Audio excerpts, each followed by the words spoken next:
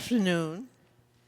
I am Nina LeGrand, and I'd like to welcome each of you to our program tonight.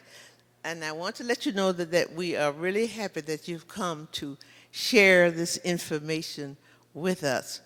So our next gesture will be to stand, and we will have our prayer. Would you please stand, all of you?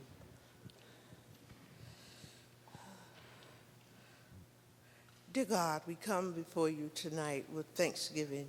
And, oh Lord, we come before you with praises. We come to thank you, oh God, for another opportunity to serve you. And we ask, oh Lord, that you enlighten our hearts and our minds. And teach us, oh Lord, how to love one another as you have loved us. Amen.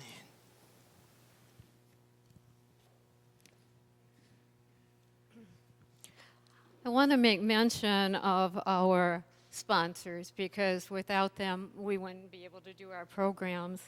And Neighborhoods Incorporated in Battle Creek is our main sponsor this year. And the Battle Creek Community Foundation, we are still a community project fund with them.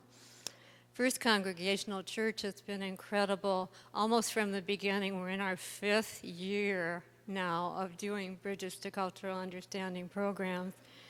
And Brent Reed is our tech support person. I don't know what I'd do without him. He keeps me on track. That's kind of hard to do sometimes.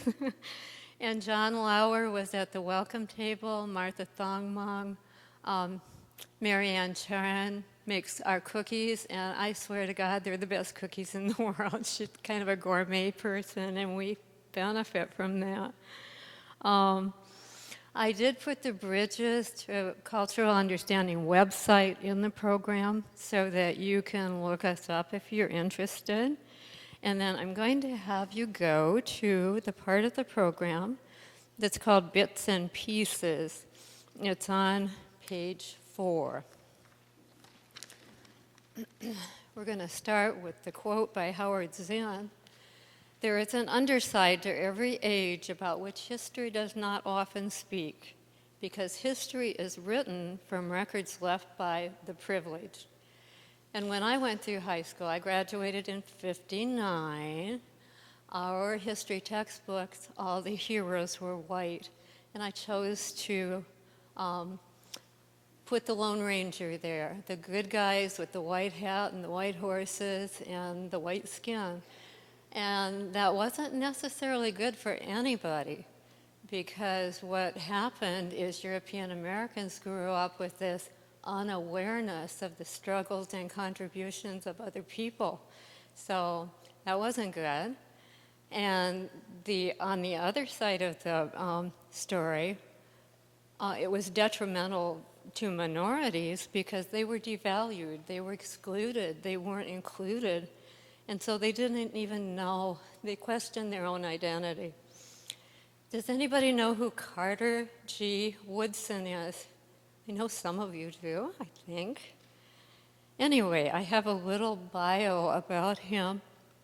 He was a historian, an author, and a journalist, and he was the second African American to earn a PhD at Harvard, and that was in 1912. W.E.B. Du Bois was the first, but he became known as the father of Black history, and he's the one who started originally Black History Month because he recognized that there were a lot of things missing in the textbooks, and oftentimes other minorities were misrepresented also. And in 1976, that was expanded to Black History Month. It started out as Negro History Week, and then we've kind of evolved. But you can see that he died in 1950, and it was in 1976 that it became Black History Month. So it was after his death, but what a legacy he left, because things are being written in. And we have a new breed of instructors and teachers now, too, that can Google things and have all sorts of access to technology. I wanted to tell you about Garrett Morgan because There are a couple of points I want to make about him. He was an inventor, and one of the things he did was a protective respiratory hood. It was kind of the precursor to the gas mask, and it was used when there was an explosion. Cleveland was building a tunnel under Lake Erie, and there was an explosion, and he lived in the area, and it was a couple years after he had gotten his patent, but he went there and was able to rescue people and get some out, and it became national news, and there were a lot of orders for that respiratory hood. But when some people found out that he was African American, can you believe they canceled their orders? Now that is prejudice so ingrained that it would choose not to have a life-saving device because the inventor's skin was black. I mean, you know, that's just kind of that time, but I think it's a good illustration of how things were going at that point. The other thing about him is he patented a traffic light that was eventually sold to General Electric. Now, I have read different variations of that, but I found out about Garrett Morgan. I was in my 60s, and I went to our church. We had a nursery school there, and I don't know if any of you know Paul Riem, but he was outside teaching preschoolers about Garrett Morgan. And I mean, I'm like, I want to hear this, you know? And so I found out about him, and then I went home, and this is an illustration of white unawareness. I looked in my 1967 encyclopedia. Well, he wasn't in there. You know, this is like 40 years after he had invented the traffic light.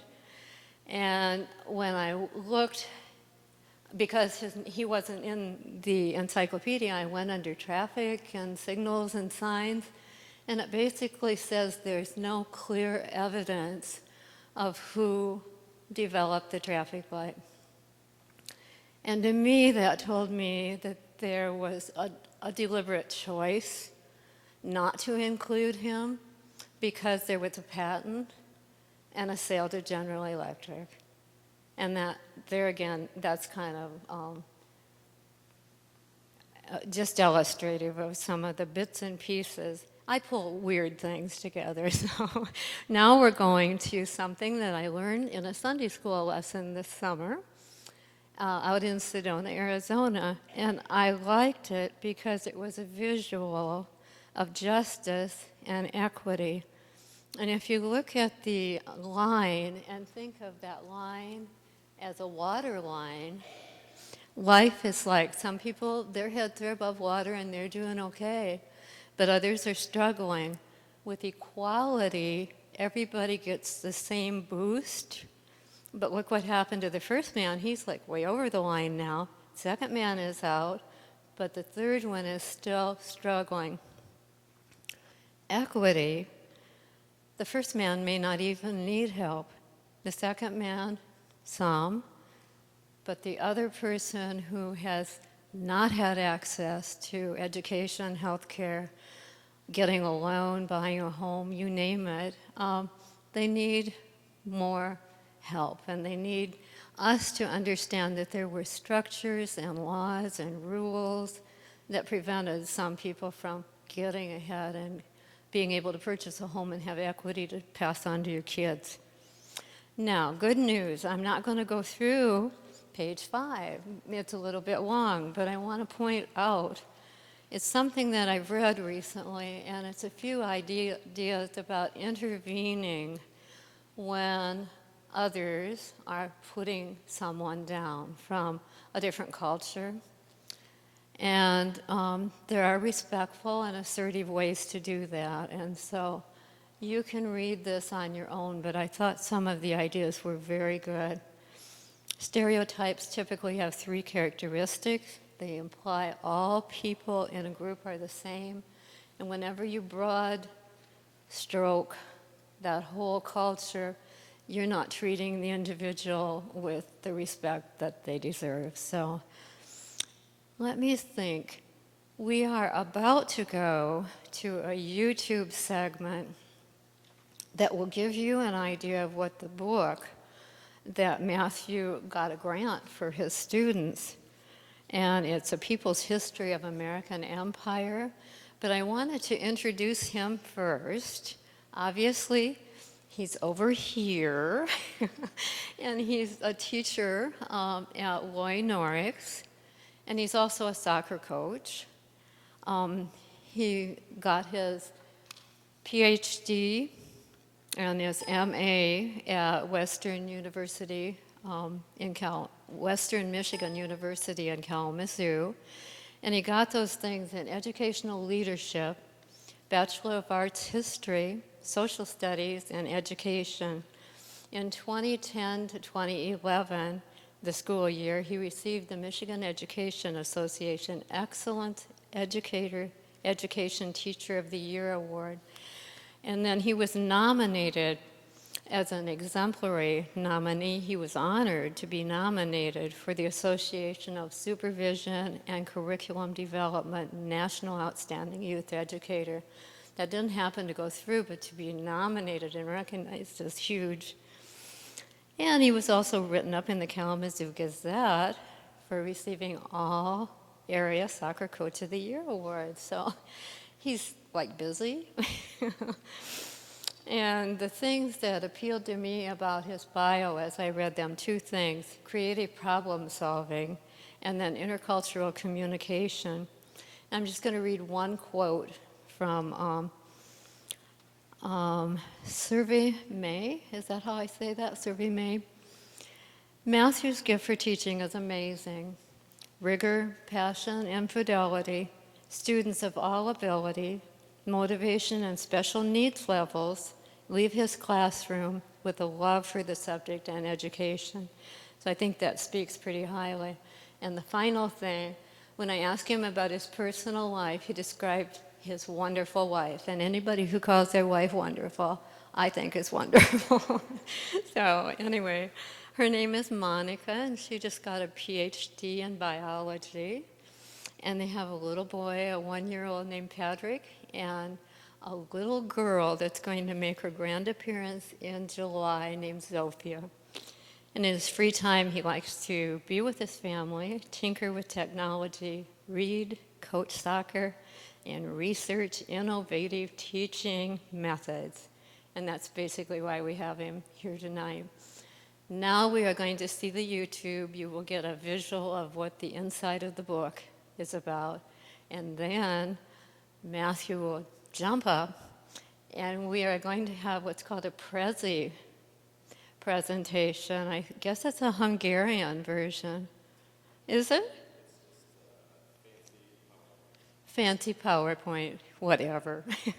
Okay, so we'll go now and watch the YouTube segment. Empire or Humanity?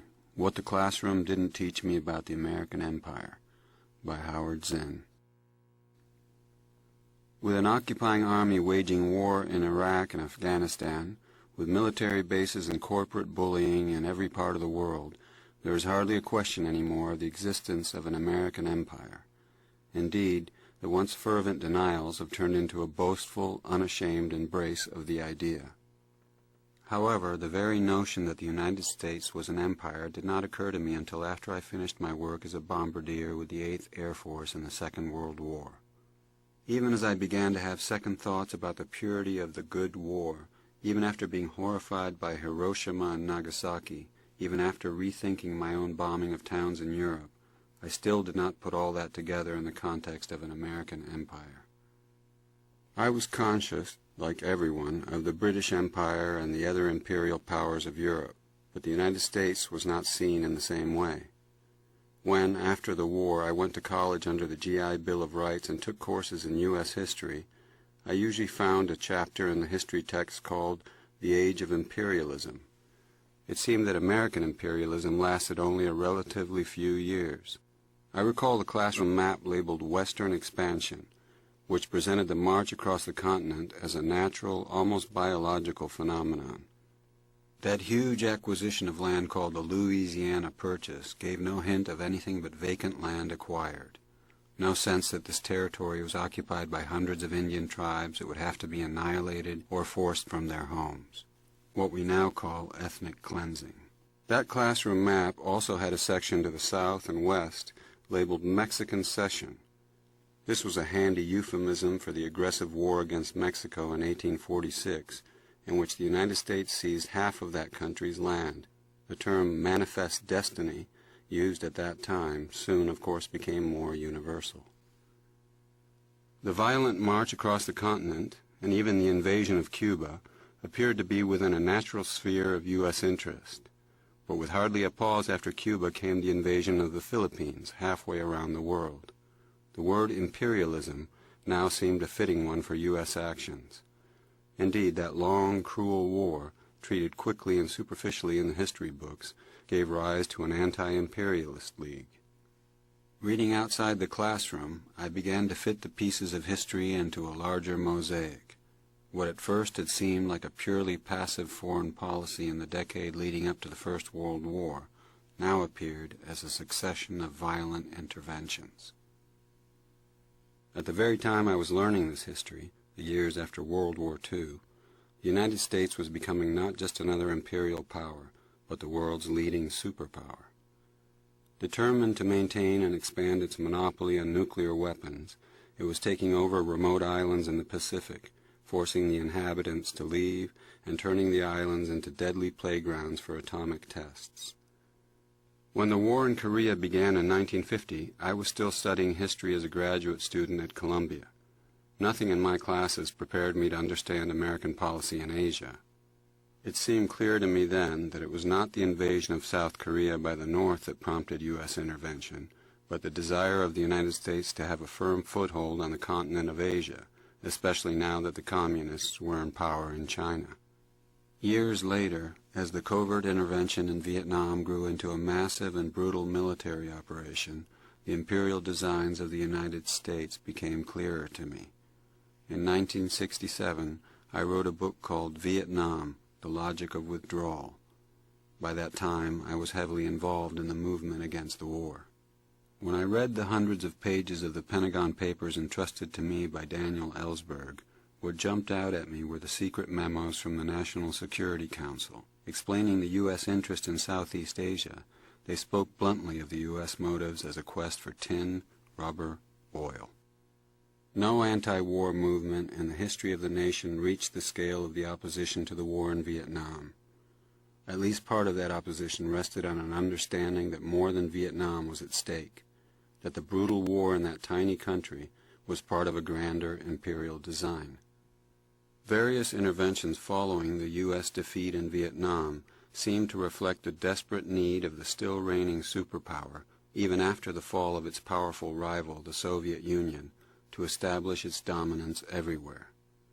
Was George Bush Sr. heartsick over Saddam Hussein's seizure of Kuwait, or was he using that event as an opportunity to move U.S. power firmly into the coveted oil region of the Middle East?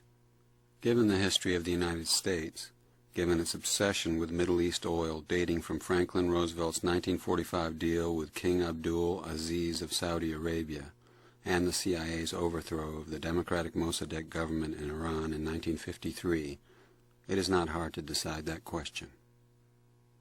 The ruthless attacks of September 11th, as the official 9/11 Commission acknowledged, derived from the fierce hatred of U.S. expansion in the Middle East and elsewhere. Even before that event, the Defense Department acknowledged the existence of more than 700 American military bases outside of the United States.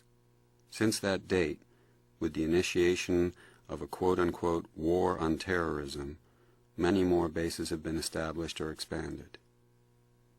When I was bombing cities in Germany, Hungary, Czechoslovakia, and France in the Second World War, the moral justification was so simple and clear as to be beyond discussion. We were saving the world from the evil of fascism. I was therefore startled to hear from a gunner on another crew that he considered this an imperialist war. Both sides, he said, were motivated by ambitions of control and conquest. We argued about it without resolving the issue.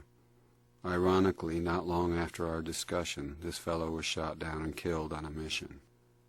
In wars, there is always a difference between the motives of the soldiers and the motives of the political leaders who send them into battle. My motive was to help defeat fascism and create a more decent world, free of aggression, militarism, and racism. As George W. Bush said in his second inaugural address, "Spreading liberty around the world is the calling of our time." The New York Times called the speech "striking for its idealism." We can hardly ask for a more candid, blunter declaration of imperial design, but with assurances that the motive of this influence is benign, that the purposes are noble, that this is quote-unquote imperialism light. The American empire has always been a bipartisan project. Democrats and Republicans have taken turns extending it, extolling it, justifying it. The rhetoric, often persuasive on first hearing, soon becomes overwhelmed by horrors that can no longer be concealed. The bloody corpses of Iraq, the torn limbs of American GIs, the millions of families driven from their homes in the Middle East and in the Mississippi Delta. Have not the justifications for empire so embedded in our culture and assaulting our good sense that war is necessary for security, that expansion is fundamental to civilization, begun to lose their hold on our minds? Have we not reached a point in history where we are ready to embrace a new way of living in the world, expanding not our military power, but our humanity?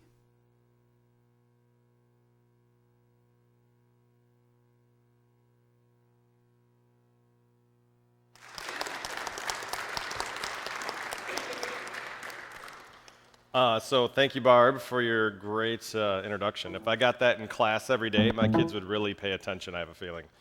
If someone told them how wonderful I was, so if you can visit once in a while, that'd be great. Just take me a moment to queue up my presentation real quick. And as Barb said, I teach at Loynorks High School. It's in Kalamazoo, so not far from here. Oh, hang on, I gotta go back to the beginning. Technology is not always friendly. But again, I'm a teacher in Kalamazoo Public Schools. This is my 8th year of teaching. And as a teacher, my first couple of years was survival, like it is for most teachers. So I just tried to get through, get as far as I could, and in that, try to do the best that I could. But quickly after I started to, sorry for all the quick stuff here. But as I started to look deeper into trying to figure out how I wanted to teach my class, I started to figure out that our textbook only did an okay job of covering history. We've all probably seen a history textbook, the ones that have very few pictures, focus on one side of history, the winner's history. Usually they also focus on the idea of the right guy won and the wrong guy lost, right? So when we look at history, we see it as the winners and losers because that's the destiny of what you're supposed to do. You're supposed to, the winner's supposed to, when he wins, that's what was supposed to happen, right? God made it happen. They don't use that, but that's basically what they say through their actions. So basically what I tried to do is after a couple of years of teaching, I had the opportunity to have some very good mentors, and they were showing me that there's different ways that you can get more resources. You don't just have to use what the district gave you. The district textbook, there was nothing wrong with it, but it gave its classic, to different cultures, the classic move. In the textbook, there'd be this little box in the corner of the page, and the person would have this little 1 or 2 or 3 sentence thing about them, and they would be of some other race than the majority of the rest of the page. And that was the way that they tried to include other cultures or other people in the conversation. Good try, but my students weren't dumb. They would ask me questions like, why don't we see people like us in anything other than boxes, Mr. McCullough? Good question. I don't know why people that look like you are only in the boxes. They're not in the rest of the textbook. They would ask me questions like, when do we read books about us? I don't know. This is the book they gave me. I'm a new teacher. I was just trying to figure out how to teach anything, let alone try to add to it. So basically, the question it began with these kids asking me these things, and I had to try to figure out what to do. Basically, why doesn't our textbook ever talk about us? Which quickly led to me, how do I get the other side of the story? How do I get their story so I can keep them involved in history? Most history is based on lecture, and if the lecture is about people completely different than you and have nothing to do with you, clearly nobody wants to pay attention to that, right?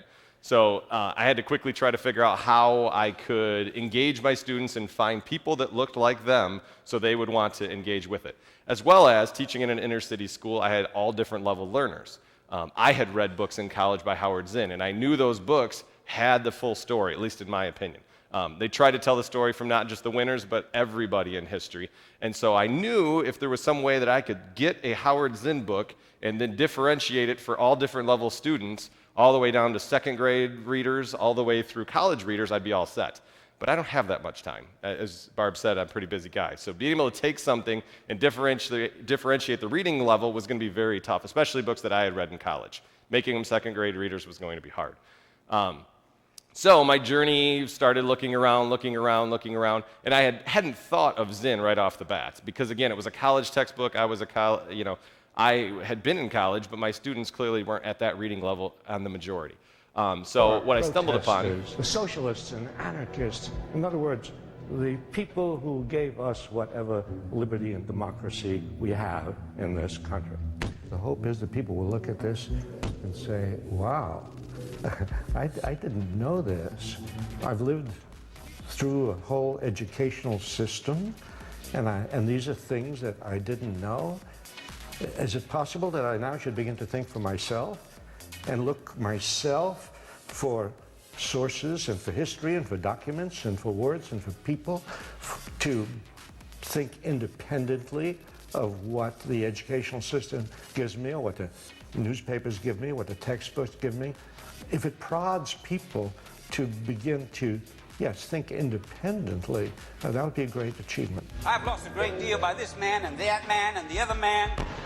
And the great men are going to get all we have, and I think it's time for us to rise and put a stop to it.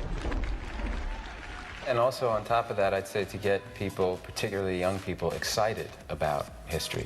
That it is something to be excited about because it's your duty to be excited about it, because you have a responsibility to, as a citizen, to make history, and that's and you can and you are and you will, and that's, I think, a very strong message of the piece.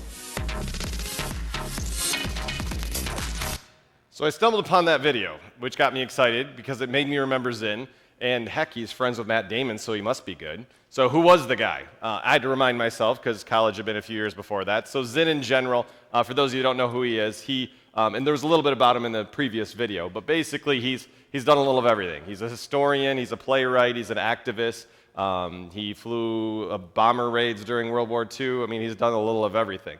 And as an author, I remembered him, it came rushing back, that he did a great job of giving a voice to those who didn't have a voice. And my students were saying they didn't have a voice. So to me, it just made logical sense. But as I said before, it was tough to figure out what I was going to use. Also, he's got a huge FBI file, so my kids would love that because they love people that are always, the bad guys, the naughty people. So I also knew I had a great in as soon as I told them that he's been followed by the FBI and he was hated by tons of people in the government and the man didn't like him. I knew that would be a good in as well. So I had them. I just had to figure out what I was going to use to have them. So that brought me to what text am I going to use? I had remembered the text I had read, A People's History of the United States. And as I started to look at it, it was this thick. And so my students, there was absolutely no way if I slammed a book this thick in front of them that had 0 pictures in it, they were going to participate. So it didn't matter that there was people like them in the book. They weren't going to probably engage with something like that. So then I moved on, and there's also a thing called a Zinn reader. So it shrinks down that big book into smaller books. Again, a little less intimidating, but again, the problem is going to be the reading level. I have to differentiate in an inner city school for many different levels to try to engage kids, all kids, not just certain groups of kids. So again, the comprehensive level was way too much of that book, which made me finally stumble upon the book that we have out there and that we've seen so far, A People's History of American Empire. Now, as a teacher, my job is to have two sides to the story, right? I have my textbook that we already have that's quite conservative and teaches history in one way, and then we have Howard Zinn's book that's way over here that is probably the most liberal U.S. bashing thing ever.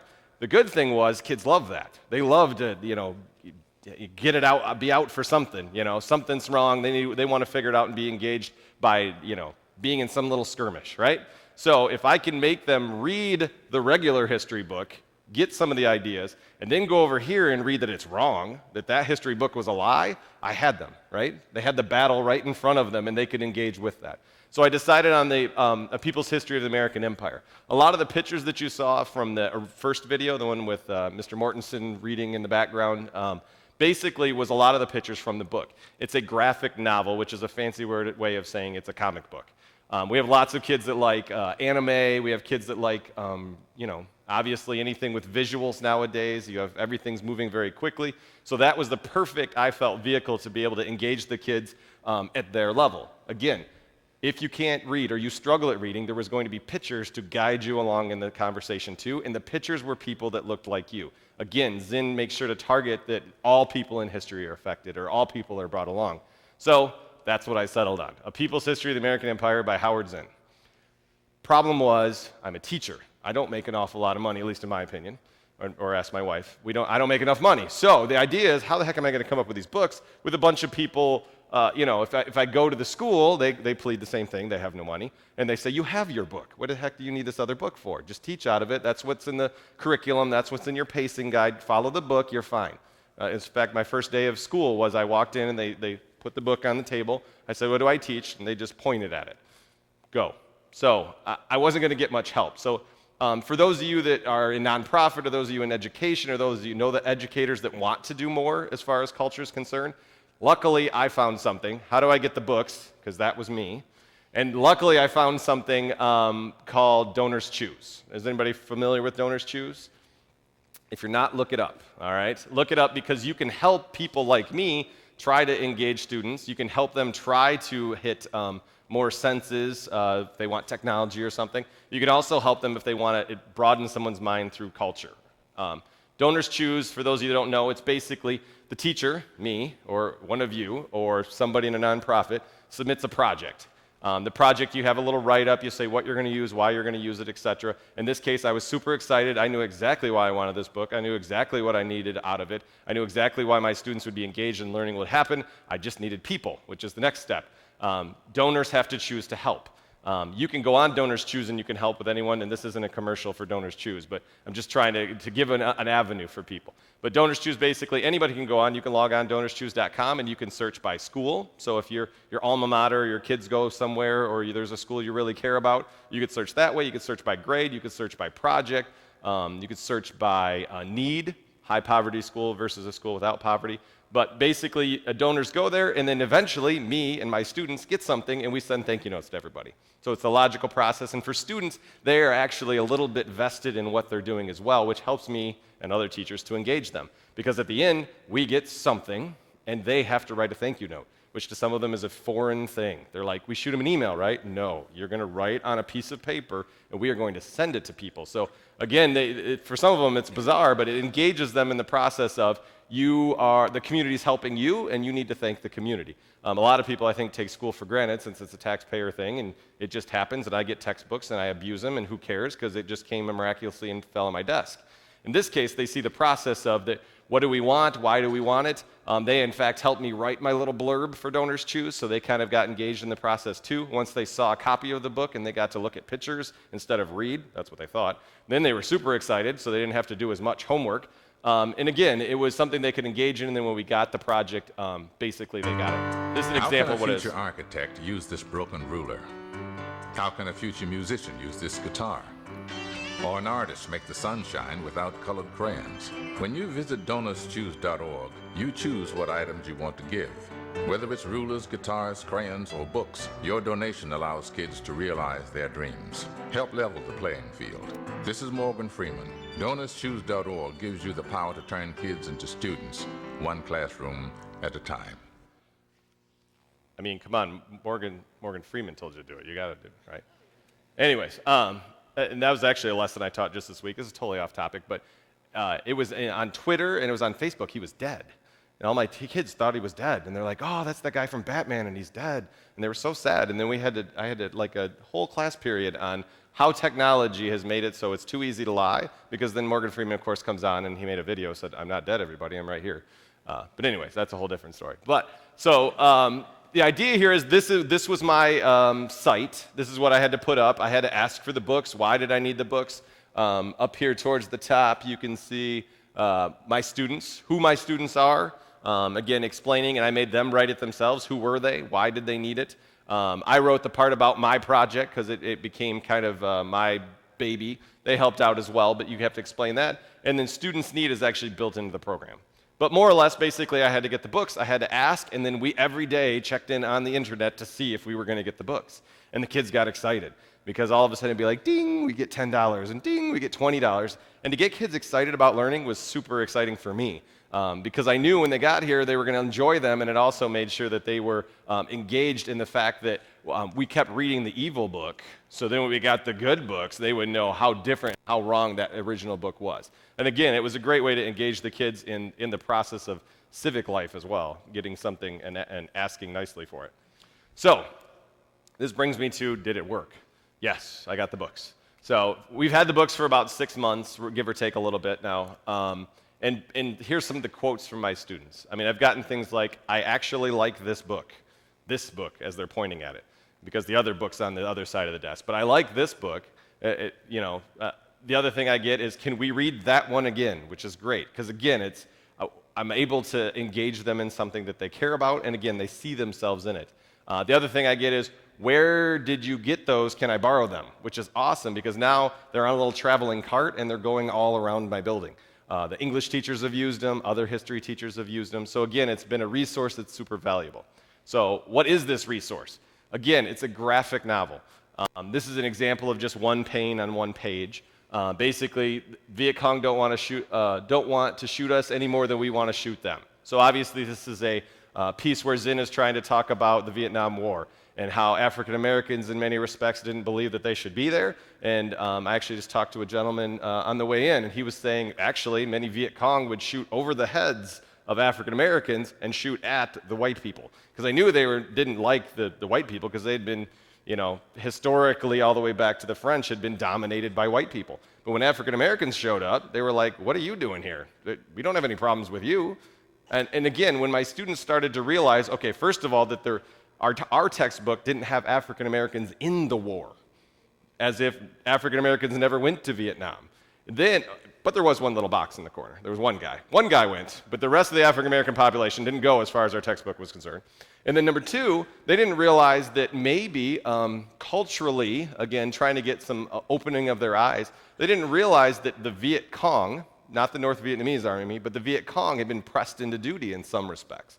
And that they didn't want to fight any more than maybe some of the African Americans who had been drafted didn't want to fight.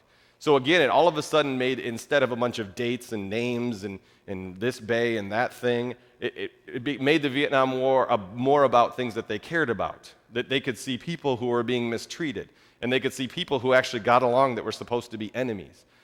Because before I ever gave them the book, before we ever started the Vietnam section, I asked them, what do you know about Viet Cong? Silence.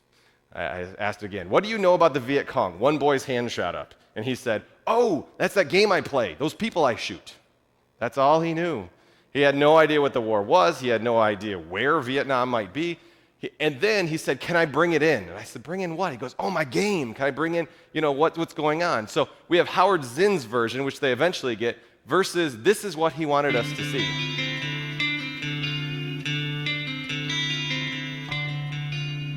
This is what he knew about Vietnam. This is all he knew.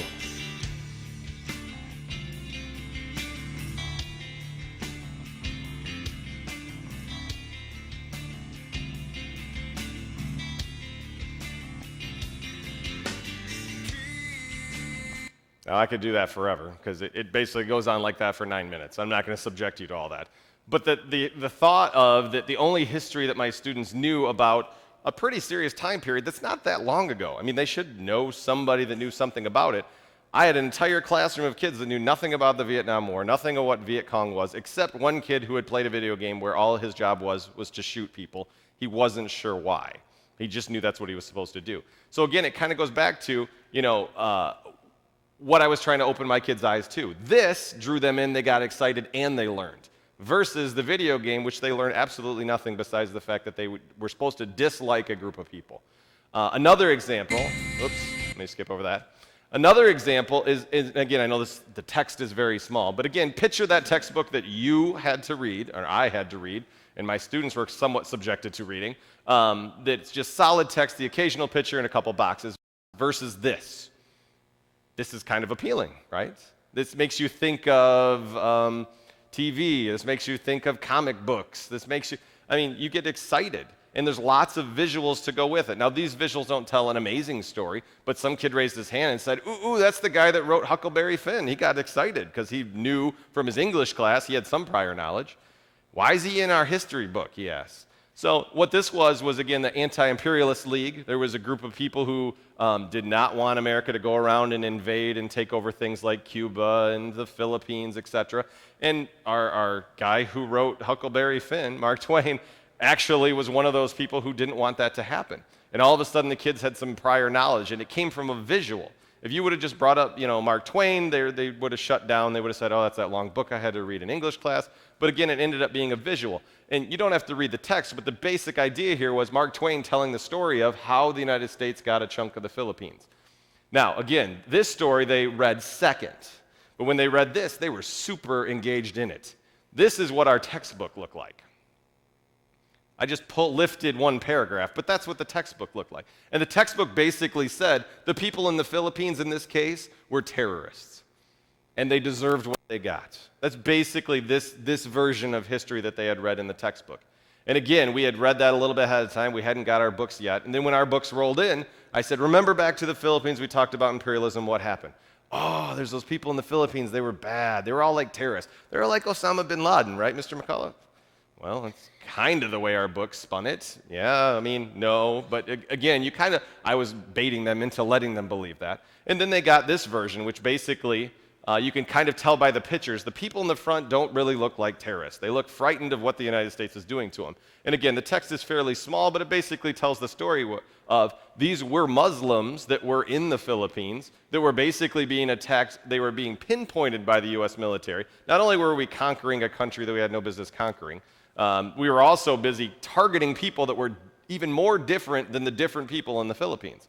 And actually, this is a story of basically how we did target people that were like Osama bin Laden, but only in the respect that they were Muslims, and Muslims were weird in the Philippines, so we had to eliminate them first as we corralled all the other people in the Philippines and took them over. So again, the good part was the kids were able to see that there were other cultures in the Philippines, not just Filipinos and that's it. The other idea was they were able to engage because they could see that there was a victim in the process. They could identify with, okay, I remember when I've been mistreated just because I was different. And they could see that these people were just different and being mistreated. Again, taking history on two extremes. Now, I did an assignment actually specifically with this. Remember, we have my textbook version, and then we have all the way over here the Zinn version, right? Now, I keep trying to teach my kids, they like to just dwell on this one because it makes this one look bad and they hate this book. But I try to teach them, and we've done a lot of assignments where we try to end up somewhere in the middle. We try to say, okay, this is an extreme version, this is an extreme version. Where in the middle is the truth? And that critical thinking piece is actually really important too, because most of us know the world is changing awfully fast, and the engaging of technology means they can get information super fast, and if all they do is read one source and they get stuck, then that's what they believe is the truth. So if you stumble on the wrong website, you believe somebody is bad. If you stumble on the other website, you believe they're awesome. The problem is, as a teacher, I'm trying to get across to them that they have to find two sources, and somewhere in the middle is probably the truth of what's really going on. And so this book has not only engaged them more with the idea that they can see people like themselves in history more, as we flip through the book, there's people that they can identify with, but also they're starting to realize that there's two takes on most things. There's the people who won the people in charge's take, and there's also the people who feel most mistreated and maybe didn't get to pipe up quite as much. And again, Howard Zinn, throughout this book, is trying to tell the stories not just of the winners, but also of the people, the smaller names, the smaller faces, the people that don't necessarily get to be heard from. And again, that was the text, the regular text. So again, the issue that I've had the most throughout this process has been, does this follow our pacing guide? I get that question all the time from my administration. So this magical book appears that I didn't ask for. I didn't ask permission. You beg for forgiveness later, right? So it shows up, this magical book, and then I start using it, and we start reading it, and the kids get excited, and the kids start questioning, why does Mr. Bergen's class not talk about the truth? Oh, crap. It gets to somebody above me that finds out that I'm using some crazy thing that calls Mr. Bergen's book a liar, and now start getting phone calls from parents. Well, why are they using some book that doesn't really teach the real history? My kid's learning the real history. Why is this kid not? And that's where I got my little traveling cart. My traveling cart's starting to move around. Basically, the administrator brought it to me that he didn't mind that I used something else as long as he stopped getting phone calls. So I felt like I won because, hey, we get to use my book, and that's basically what's happened so far. But my reflections over my little journey here. So I didn't spend a ton of time on history. To me, this is more the story of how do we include all cultures in classrooms, or how can you support all classrooms being included, having all cultures included. But some of my takeaways so far have been, number one, graphic novels. Some people call it fake reading, but the level of reading, the level of text, and I'm sorry again that it was so small, but the level of reading and the vocabulary used is actually a really high level. And most of these, in all of this book, but in many graphic novels. So again, we think comic books, we think toys, we think that it doesn't really matter, but in this digital age, it ends up being a great way for kids to engage because it's so much going on that's almost a positive for them. I know sometimes when I look at some of the pages, I'm like, geesh, I just want to cover some so I can just look at one box. But for them, they love it. They love the feeling of having it's an overload for me, but for them, it's the best way for them to learn. So this graphic novel bridges the divide between the technology world that they're usually stuck in and also the classic textbook reading, which they completely turn off. I have many kids that as soon as you open it, you hand them a piece of paper that's pure text, they shut down. If you hand them a textbook and it opens it and it's a page without any pictures, they shut down. And again, it's not that they can't read, it's that they've chosen that that's not the way that they want to engage. Number two, these graphic novels have been an amazing tool for somebody that teaches at an inner city school. I have been able to have kids that, for instance, my second grade level readers. They're in high school, but they're still reading at a very low level. But for those students, they're the ones that study those pictures like none other. Because again, they may not be able to pick up every single word in the text. And what happens is we begin to have a classroom conversation on what happened in the Philippines. And the kids raise their hand, and my high-level kids understand all the vocabulary, and they're engaged with the vocabulary. And then the kid in the back corner who rarely talks and who definitely didn't talk when we were using just the original textbook, he'll raise his hand and say, did you notice the guy in the back there is wearing a turban on his head? And all the kids stop for a minute, and they're like, no, I read the words. But that kid didn't. That kid spent the time studying the pictures. And all of a sudden the story changes to, okay, well, who wears turbans on their head? Oh, people in the Middle East wear turbans on their head. Well, what religion are people in the Middle East? Oh, and then we can begin to have a conversation of, they may be in the Philippines, but all of a sudden we're studying things about, we're branching out, getting deeper. There's a teachable moment, as well as teaching kids that while our textbook really focused on why we won and why we had to beat who we had to beat, the other textbook is focusing on who was there and why they had to defend themselves, basically. So again, getting two sides of history. And obviously the last thing is the bridging of culture. I mean, that's the whole point of this group. Basically, kids are able to see multiple ways that history has been spoken. Using this method of having two things, and they have to critically think in the middle what's the real story, as well as seeing people that are more like themselves and not so much the standard typical people in a textbook, has made it basically them want to engage. They said, these people look like me. These people think like me. These people have to protect themselves from attacks, just like I feel like sometimes. So again, it's the idea that we can use a method of instruction that will allow those students to be able to engage with something that usually they try to resist. I guess that kind of brings me to the end. For those of you who are hoping it was all history, I did bring the books with me. They're out there on the table outside, so if you want to kind of thumb through and get an impression, he basically covers history from mid-1800s all the way up to present, as of about 5 years ago. So if you want to just take a look at what you know about a subject and then take a look at those books out there, I think it may open your eyes a lot to the way that he tries to put history. Again, I'm not saying that this book is better than any other book, but for me it was a great way for me to engage my students and allow them to see themselves and other cultures in history, not just the typical people in history books. Thanks.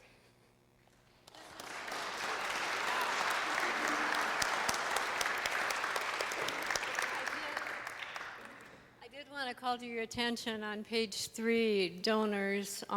Donors Choose. DonorsChoose.org is listed, so you have that in your program. This is typically the time in our program where anybody in the audience has an opportunity to ask questions or kind of react to what they've heard. So does anybody have any questions? James, would you please step out to the mic? Yep, thanks. I don't have a question, but I just have a statement I'd like to make.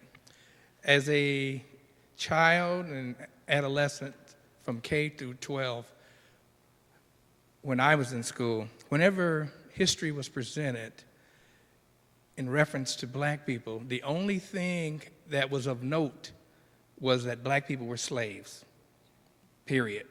Every now and then you get a mention of Booker T. Washington, every now and then, and George Washington Carver. But other than that, those were the only two black people that were of note. And usually when history is presented, that's what it is, his story. Because it's in line with the victors and the conquerors, and it's slanted towards them. And I didn't learn until I had graduated from Battle Creek Central in 1969 and went to Western Michigan University that black people were descendants of kings and queens, and they were so much more. But I didn't know that until I got to college. And I felt like the educational system had lied to me all these years. And I just felt so deprived. And I remember a quote from Carter G. Woodson, that if a people has no history, then the rest of the world looks at them as worthless and they are liable for extinction.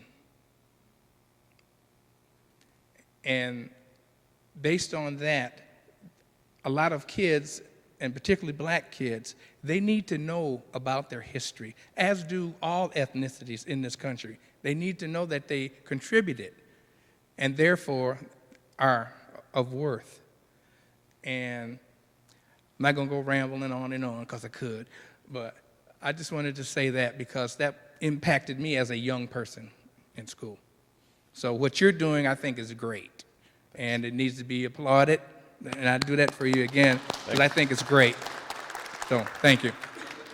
One thing we talked out in the lobby just briefly, and another thing that, I have some students that really don't want to engage whatsoever. They have varieties of reasons why, but one thing that got through to a lot of them as we were talking out in the hall, and I think I opened one of the books to that page, is my dad came in and to speak about the Vietnam War. And again, our textbook, there was no African Americans in the Vietnam War, except one. He was in the box. But no one else was in the Vietnam War. And my dad came to speak, and of course, I'm Caucasian. My dad came in. He's white. He was speaking about the Vietnam War.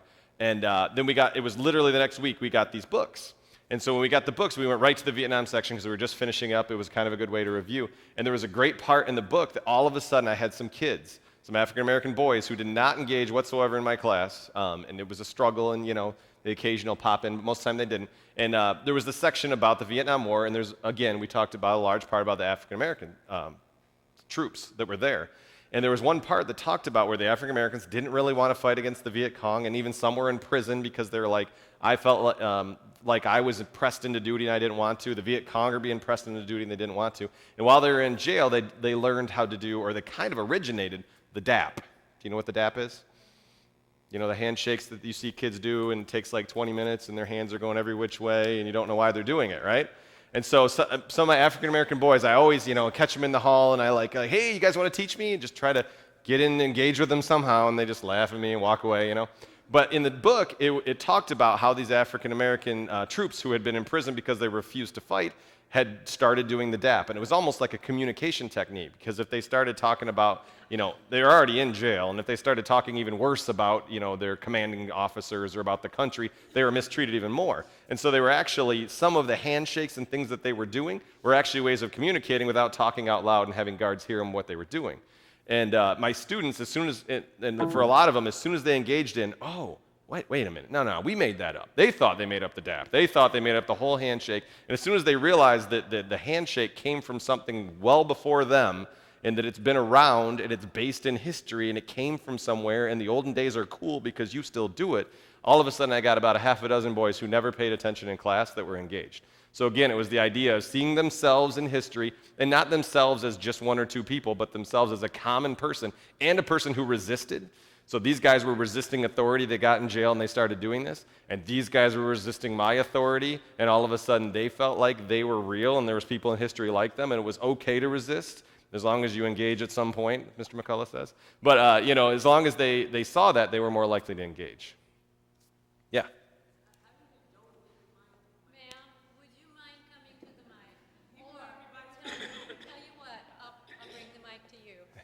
Got it. That way everybody can hear better. She didn't want to use the mic. I really don't. I didn't want to use this. I'm so I being feel your pain. resistant. So my question is I guess it goes along with the Vietnam War. Okay.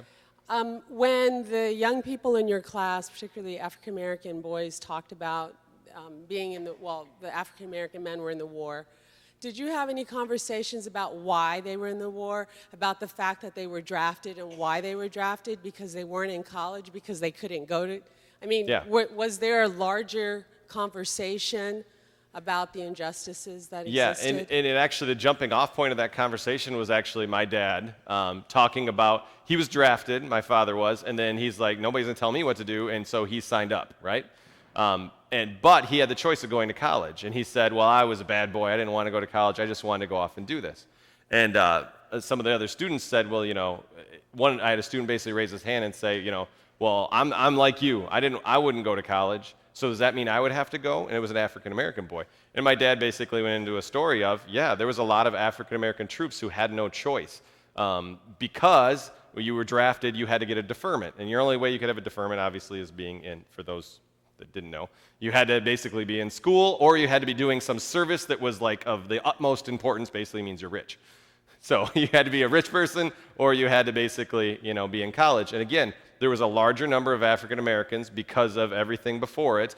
We had studied the civil rights previously. We studied, Brown versus Board, and all the things that obviously lead up to it, and the big things that I have to hit on the test.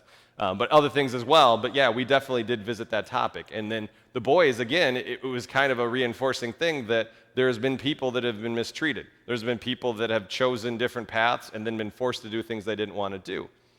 Why? Unfortunately, in this case, it had to do with race. So we definitely did bring up that topic in class. It did arise. Yep. I can run it up to him. Oh, he's getting this one. We've got two mics set up, one here and one there, and I'm mobile. Hi.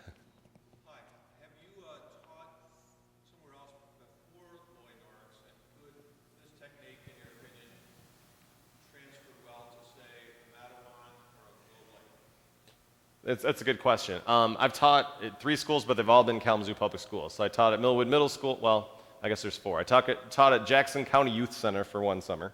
I taught at Millwood Middle School in Kalamazoo Public Schools. I've taught at Kalamazoo Central, and I've taught at Lloyd Norris. At Kalamazoo Central, I did teach some upper class classes. So I would, they weren't AP, but they were honors courses. So I would compare those very much to a Mattawan or someplace like that. In that case, I almost feel like it's as important, if not more important, to make sure that we open the eyes of everybody that there's multiple people in history. So when you say, is it applicable to like a Portage or a Mattawan where maybe there's not as much diversity, I almost feel it's as important, if not more.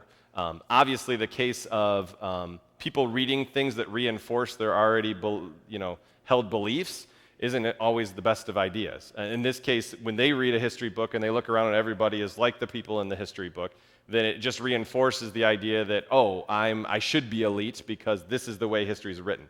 The white privilege idea, I think, is built into only reading about your type of people doing good, and that's all they've ever done. So when this book, actually, Howard Zinn, kind of takes history and says, U.S. isn't perfect, and all these guys aren't necessarily perfect the way that we originally learned them, I think it's a great way for students in other places to be able to look at 2 divergent opinions, and hopefully, again, for most people, somewhere in the middle is the actual truth for them, and that's probably the best idea. I also think students at a Portage or a Mattawan could, The critical thinking that they have to do when they look at two sources is very important. And again, if you're just reading everything out of one standard textbook, you're probably going to find yourself not critically thinking in class as much. History, unfortunately, there's very little critical thinking, because it's like, here's the date, here's the name, here's the facts, memorize it. And so in this case, if you can use a different source that's usually fairly extreme from what most textbooks are, it's going to teach them critical thinking, which is probably more important than memorizing facts that they can now look up on their smartphone in 2 seconds. So hopefully that answers your question. I believe it teaches a skill that they may not necessarily get in most history classes if they are able to look at two sources that are that different. I just want to address the Vietnam War situation because it really hits home for me. My brother-in-law had to go to Vietnam, and he went, but he never came back. He lost his life in Vietnam, and he has a son here in Battle Creek whose name is Reginald LeGrand. He never got to, he saw his father, but his younger brother was not able to see his father at all. He was just sort of snatched away from him. And when we go to war and we fight a war and we come back to America and we have to still fight another war because of white privilege that you mentioned, I'm thinking about the times when our soldiers, even today, they go to, they've gone to Iraq, they've gone to other countries, and they have really been serious about defending their country. And when they come back to America, like I said, they have to face a lot of difficulties. But the thing that really disturbs me is the fact that the news media has a lot to do with this, because they will, like you said, they will just hammer things, all of the good things that they can find about the white privilege. They'll just hammer them into your head if you listen to the news during the day sometimes. And they very seldom say something good about black people. Most of the time they portray them in a negative manner.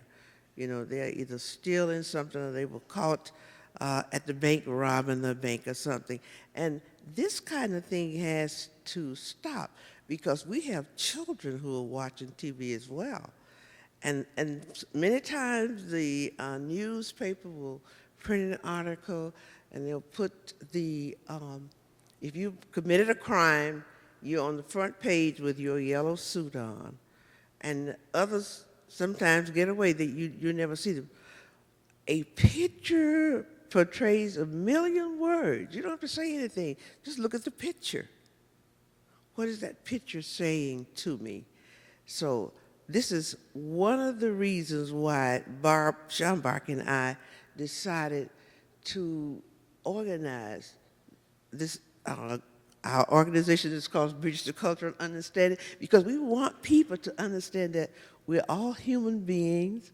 We all feel, we all hurt, we feel pain, and all those kinds of things. We're all human, and we are in this together, and so we have to help one another. Thank you.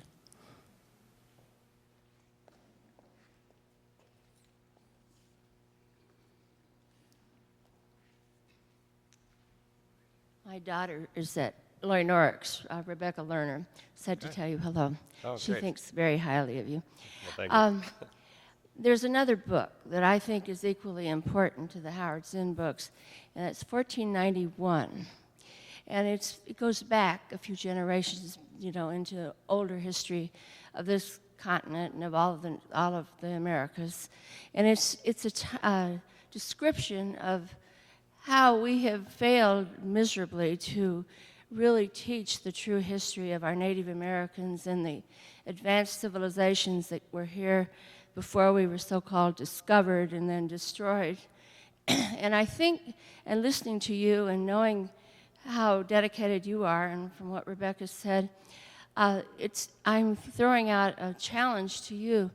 This country is in terrible need of some leadership and direction for education and for revitalizing and reassessing the way we teach our students. And the fact that you had a room full of students who knew nothing about Vietnam is an indicator. But we need people who are dedicated to bringing the truth and the wisdom that exists and is available if you search for it. It needs to be mainstreamed into our classroom and into our society and into discussions. And I wonder, I don't know what organization the social studies and history teachers have in this country, but it would seem that that would be a platform that should be presented at a national conference with the idea that it's long overdue that we need to rewrite our history books and bring some truth and evidence to our people. Thank you for a very nice program. Thanks. Yeah, I agree with her. Bringing up that topic, I actually have a lesson I do on should we celebrate Columbus Day, because it comes around every year, right? And basically does that same thing. I don't use that text, but I use some of the letters that were written home by, his name escapes me, but basically he was the priest that traveled with Columbus. And he wrote he was probably the only even neutral letters you get. Basically, it's the same thing, that the winners, Columbus's letters and those of his high in command, or everything that we read from that time period. But that was when I was teaching world history. But basically, it goes into where he was he felt bad as a priest, what he was witnessing going on to the Taino Indians in that area. What I would say, I'm going to step on my political soapbox for 1 second, is I know when I was telling this story, I was trying as nicely as possible, but I have to really fight to use sources that aren't necessarily told to me. I also have to fight to go off the beaten path of there's certain things that I'm supposed to teach and certain things I'm not supposed to teach. There's a list of things I'm supposed to cover, and it's huge, and I got to do it in 12 weeks because we're on trimesters. So to fit anything else in, to try to fit the truth in, is really tough. Part of the reason why you only saw some bits and pieces of what I've done with this book is it's hard to squeeze it in. I love it. I would teach a lot more from it, but to hit everything I'm supposed to hit, the vocabulary isn't in there. Some of the events Zinn doesn't focus on very often. It's like one pane of a cartoon. So I agree with you completely that the testing focus so much right now in history, we're the least of the worries. Math and reading and science are super important. History is if we have time. In elementaries, they basically have cut it. So part of the reason my kids haven't heard of anything is in elementaries, they generally don't cover U.S. history. They don't cover world history. They cover Michigan history 1 year out of 5. And then by the time they get to middle school, they may have, they'll have every other day histories a lot of times where they work it in a little more, but they need to still focus on math and reading more. So it is tough, but part of it is the politics. It's not on the test. If it's not on the test, we don't cover it. Or we don't have time to cover it, or we don't have classes to cover it. So I'll get back off. But basically, so yes, I do try my best. I think a lot of people try their best. There's other good books out there, like You Don't Know Much About History, and then there's a bunch of stuff that obviously tells the true story of what happened. Lies My Teacher Told Me, that's another great book where he kind of goes into, no, that's not how it happened. That's how we've said it so many times we believe it, but that's not how it happened. So there is some books out there that do a good job. Getting it in is hard.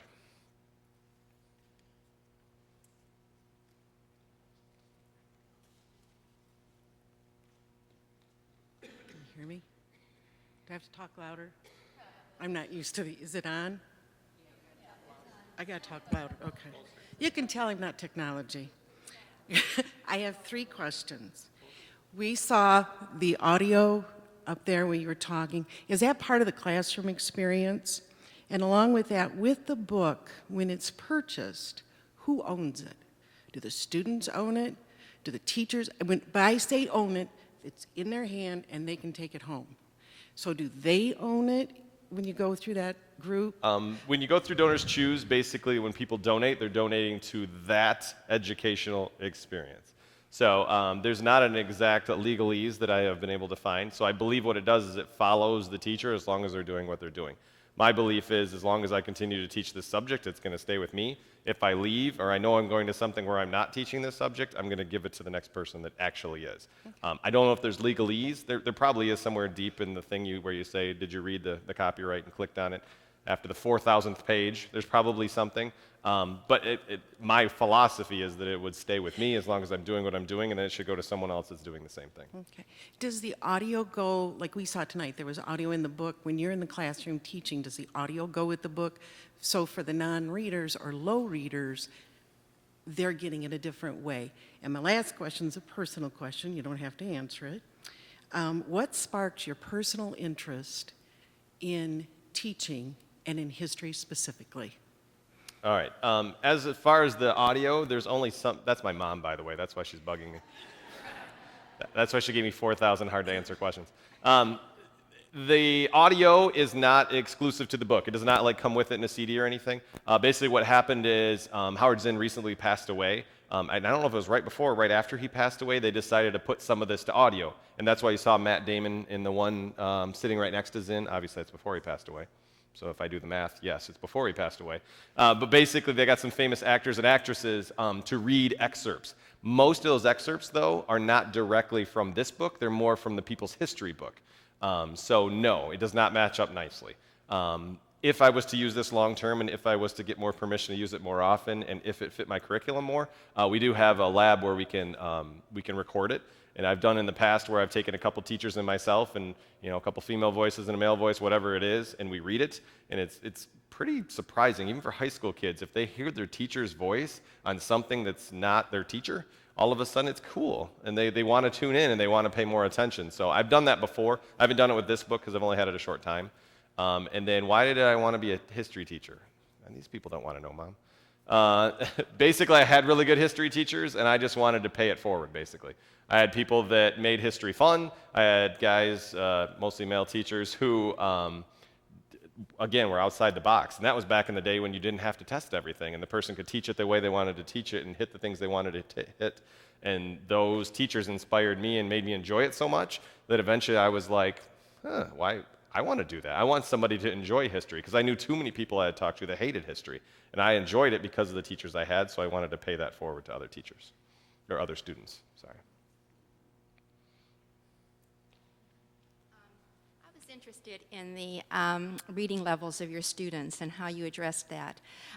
When I was John Holt had recommended a certain book, and I can't remember the name of the book, but I certainly remember the content. And it had to deal with a person who taught in Chicago, and he came in, and there was pandemonium in the classroom. I think he was an English teacher, and so he was teaching various things. And during the time that he was there, he only stayed for a couple of years because I don't know, maybe it was only 1 year after what he did, but he was able to get his students to actually read by introducing fairy tales, because a lot of the students, this was a high school, who were African American, had no exposure to them. And as a result, he got them to read. And I was wondering, since you use this, the comic book format, or Zinn does, have you found that the students become more interested in reading other things? I don't know if you ever followed through that, or if the teachers have ever discussed that with you, but I was just interested in knowing. Sure. Our school, like I said, deals with 12-week little chunks. So I only see kids for 12 weeks, and I may never see them again. We're a big enough high school. With that in mind, though, I do notice that I guess when you have free time as a student nowadays, you pull out your cell phone. That's what you do. Even in classes where it's against the law. Now, in my class, it's not against the law. I just basically tell them they don't pull it out unless we're using it. So we do have times in class I use polls, electronic polls. There's times that I have them tweet something, or send a tweet to the president. We did that in one class. Every single kid had to come up with something, and then they had to tweet it to the president. 90% of them have cell phones. So they sent it all, and one kid got a response. Now, again, it wasn't from Barack. I had to tell them, break the news after they were cited for about an hour, and I broke the news. That was probably one of his staffers. But the idea was they got excited and engaged. What I'll tell you, since this book's been introduced, they don't immediately pull out their cell phone. Some kids actually crack the book and flip through it a little bit. They either want to look at this part that we didn't get to because we got them so late in the trimester at one point, or some of them just like to look through the pictures because, again, maybe it's something they can understand even if they can't understand every word.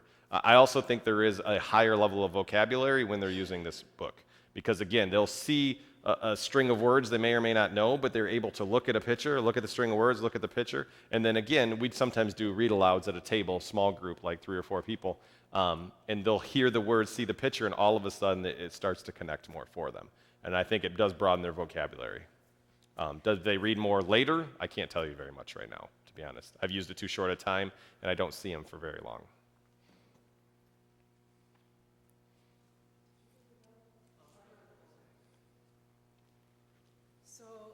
Now my question is as a parent. Okay, so I have a son. He's a freshman in high school here at Lakeview. And over the years, when he has taken history classes from middle school, even elementary, there have always come times when it's really awkward as a parent that I know that he isn't being taught the truth. And as a parent, one of the first things I always want to do is ask the teacher, like, why are you doing this? And I'll give a really good example. My son had to play Thomas Jefferson, right? And I'm like, are you kidding? And so he comes home and he tells me that he has to do this skit and he has to play Thomas Jefferson. Now, Thomas Jefferson is not my favorite person in the world. He was a misogynist. He had a mistress who was black slave. He was a slave owner, all of this stuff, right? So I'm like, why would you do this to a boy of color, to insult, degrade, you know, the whole self-esteem bit and all of that? Because we do talk in my house, and I break down media images. We talk a lot about how things are stereotyped and the impact that it has. And anyway, so I guess what I'm asking you is, as a parent, as I continue to go through, he's reading a book right now that I totally oppose, and I'm really struggling with how to address the school, the district, whoever, about the kinds of things that are being taught, the kinds of books that are being read, particularly as they promote stereotypes. And so maybe they're supposed to be multicultural, but I don't know how good of a job is being done. Like when I asked you, well, did you talk about the reason why you had so many African American young men being drafted into the Vietnam War? There was a reason for that, right? Yeah. The same kind of thing happened. So, and I don't know if teachers have that information. I mean, it's not part of the curriculum that, you know, when they're going to learn to be teachers. So I guess as a parent, I'm asking you, what would you do? My suggestion to any community member that thinks that something's not being taught in the school, the first thing is teachers are overwhelmed. So if you want to introduce something that's an addition to what they have to do, they're probably going to resist it, not necessarily out of spite, but they're resisting it out of being overwhelmed. That's one thing a lot of teachers feel at this point. For right or wrong, that is what they're feeling. What I would say, though, on the other hand, for instance, my dad, he belongs to an Irish Hibernians group, okay? And he says, why doesn't anybody care about history of Irish people? Why do we always skip it, blah, blah, blah. And I'd say we don't, but anyways. So we get in this argument, and I said, have you ever offered to go into the school and guest speak on something? Have you ever offered to buy a book for the local library on blah, blah, blah? No. Well, that's the quickest way to a teacher's heart, is to come in and guest speak or to give something to the class that makes them not feel as overwhelmed by extra stuff. So that would be one suggestion. Offer to speak on something you feel you're an expert on. Offer to share something with their library so there's more that you believe is on topic. Or the next thing I would say is, as the public or as a parent, you have more power than a teacher. I'm just going to be honest with you. I guess I'm back up on my box here for a minute. You have more power than a teacher. We are employees. We are told what to do. Don't get me wrong, there's administrators that are very great at being able to engage their staff in building and changing things, but not all are. And in fact, majority aren't, because they're feeling pressure from above as well. So as a parent or a community member, if you believe something's not happening right at your school, it only takes a small handful of you to change something, because that's the last thing administration wants at any school district is bad press. So if you go in and say, I don't like X, I don't like Y, why aren't you teaching X or Y? You probably can affect more change than any teacher ever could. So asking them, can you do something? Can you add a book? Again, I went out on a limb because I really felt strong enough, and I was pretty sure I could prove I was right. Other teachers, especially new teachers, tenure's gone, so everybody's untenured. Teachers that feel like they're disposable for whatever reason, they're not going to go out on a limb. They're going to go do exactly what they're told because they don't want to lose their job. So that would be my second suggestion. If you're not sharing it with them, if you're not able to go do it yourself or give it to them, then the next option is go to a board meeting, go to the principal, go to the department head, whoever it is that's the person with power in that group, and tell them you'd like something else, something different. Does that help? Yeah. I have one thing I'd like to say to piggyback on the lady's question. One thing I learned as a black parent, when our children come home from school from being miseducated, we, the black parents, can educate. Case in point, I had my niece, she came home speaking about the founding fathers and what she had learned. And after she told me what she had learned, I told her, I said, well, did you know that they were slave owners? Well, they didn't tell us that. I said, well, they were. And then I could see her little mind working. And she was wondering, thinking about that. I said, now, you're probably wondering why they didn't tell you that, aren't you? Well, yeah. And not wanting to get too deep on that subject with her, but I just wanted to express a little bit to her about that. I said, well, the founding fathers, as it's going to be taught to you, they were great men. They founded this country that we live in. And because of that, with them being presented that way, they couldn't be presented in a negative way because of the powers that be. I said, do you understand a little bit what I'm saying? Yeah, I kind of do. They were good men that they tell us, and because of that, they don't want to say anything bad about them. I said, that's close enough. I said, that's exactly right. But I say all that to say this. As black parents, what we can do, or any ethnicity parent, when your child comes home and they may have a question about something, or if you know that they're not being taught the truth, you can teach them the truth yourself. And that's what I found to be helpful for me. One thing I'd say for both of you is something else I welcome. Some teachers, not as much, but most aren't going to turn it down, is can I do more? So if your students, if any student knows more than whatever you're talking about in class, and they say, can I come in tomorrow and talk 5 minutes on X, whatever it is, that George Washington was a slave owner, or that Thomas Jefferson had a mistress who was an African American, or some Irish boats were turned around at Boston, things like that. Most teachers aren't going to go, no, I don't want anybody to know more. In fact, like I said, teachers are overwhelmed, and if they think they get 5 minutes more to check papers, or 5 minutes more to grab a drink of water and actually use the bathroom like a human being, they are excited. And so, not that they're going to run out of class, but you know what I mean. So if your students, if anybody believes that their student's not getting the right history and they can teach it to them or encourage them to read something else, or like I did, here's the bad book, here's the good book, get them excited to read the good book and then want to share it, I don't think any teacher's going to turn that down. So that's also a way. And then it's not just your child that's getting the right story, but everybody's getting the right story.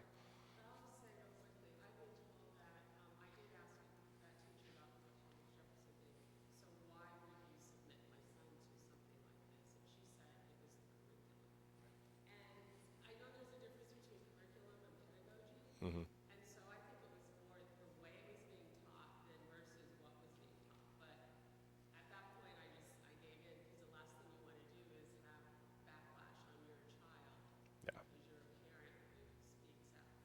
And that's my biggest fear.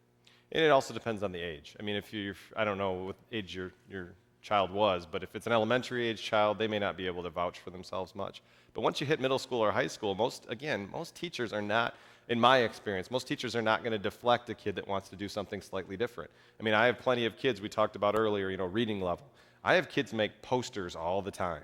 So these 24 kids are writing a 2-page thing. This kid is writing a half a page thing and making a poster to prove that what they've learned. So if your child wanted to, do it slightly different, I'm doing Thomas Jefferson, but I'm telling you the truth. Most teachers, as long as they hit whatever the standards are they were supposed to hit, are not going to care if they add to it, want to do more, go above and beyond. Most teachers aren't going to turn that down.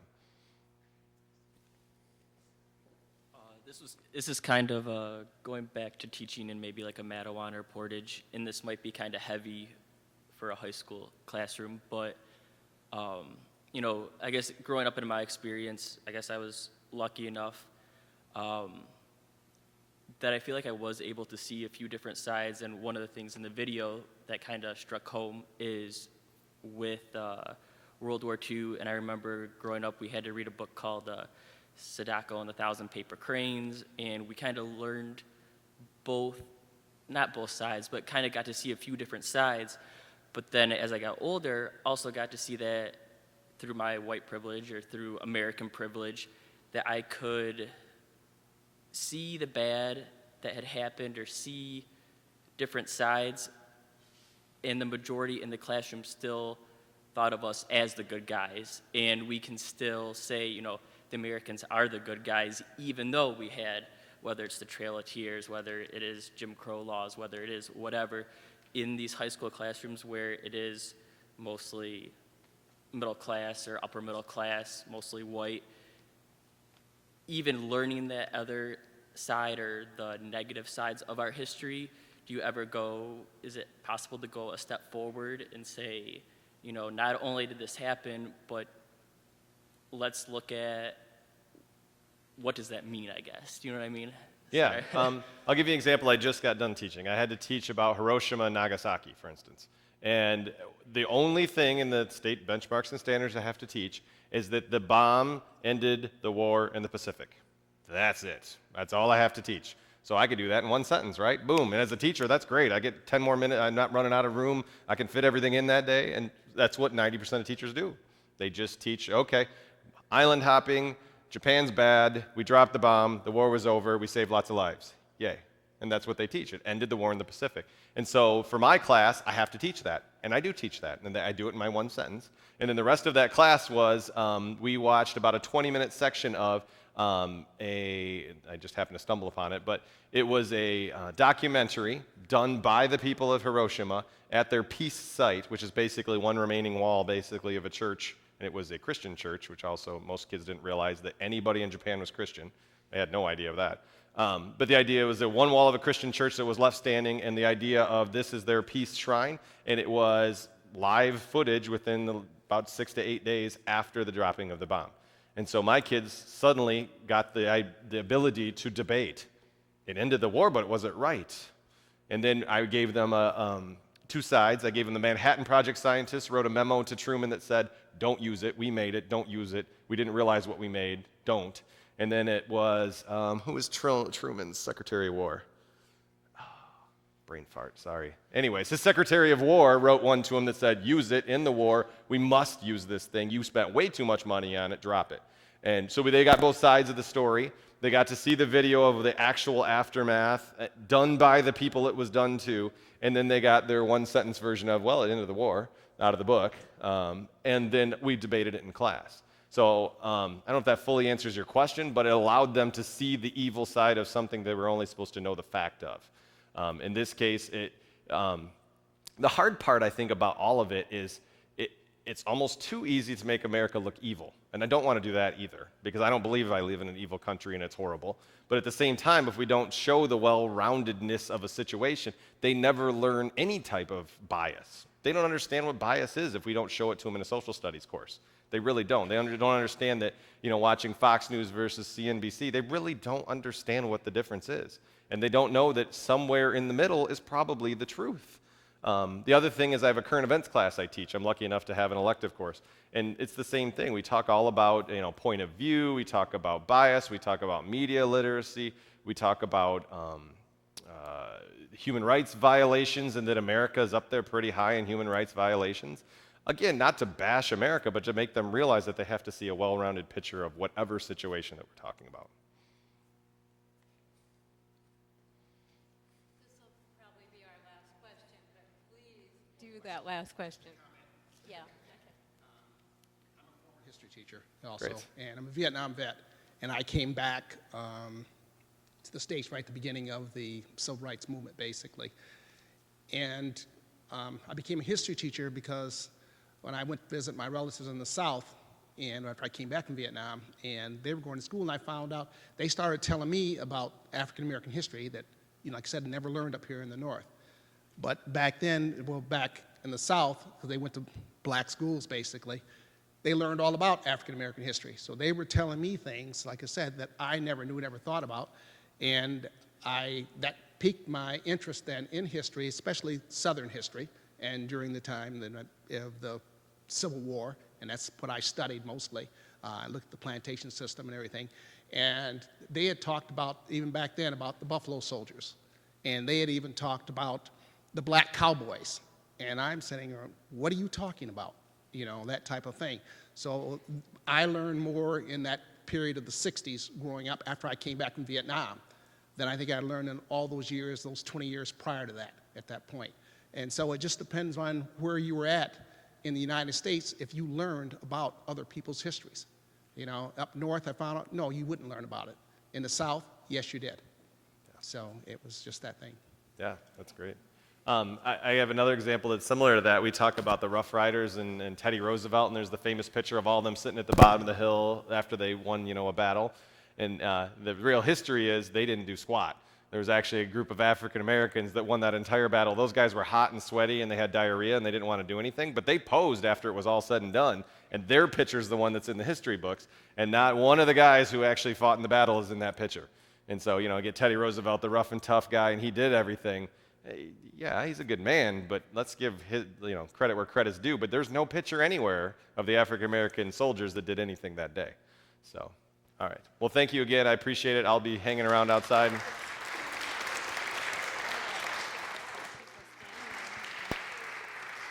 Listen, I think we've had not only an amazing speaker that I wish we could clone, but the audience has been incredible. You've been a great audience, too, and shared and asked some really key questions. Martha, I think it's time for you. Yep.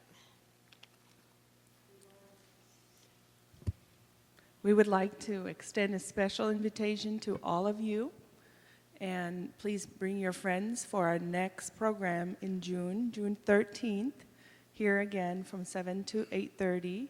It's going to be by Laura Adams, and the program is going to be about children of interracial marriages. Speak out. It's going to be a panel discussion covering the pros and cons of being a child growing up in the home of an interracial marriage.